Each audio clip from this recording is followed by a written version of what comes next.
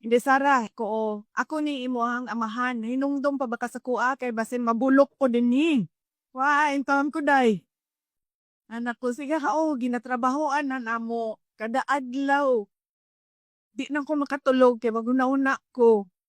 Unsaon ko ni kidnap dito sa Hague. Unya, nangutan ko sa iya ha. Doon na ba kay mga gibati? 80 anyos na ba in down to siya? Uy, sakit na yan tuhod, sakit na yan likod, mga ingana, mga gibati sa mga senior citizen.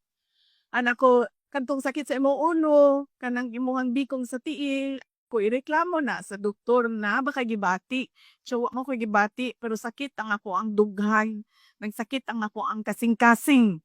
Nagsakit imong kasing-kasing, ingna ang doktor dingha, nay doktor dingha gabantay sa hospital.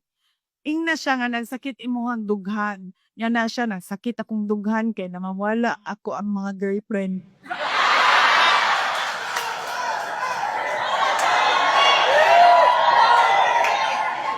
Ngun ko sa iya, ko ayaw kaguol.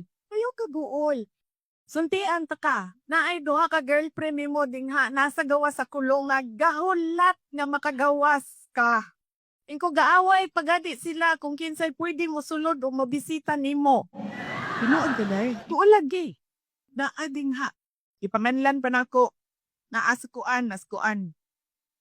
Nya ningon siya, miapil mo hang mama sa ila kaaway sa ako aday.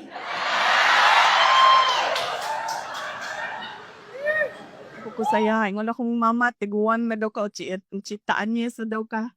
Di nga daw siya nimo.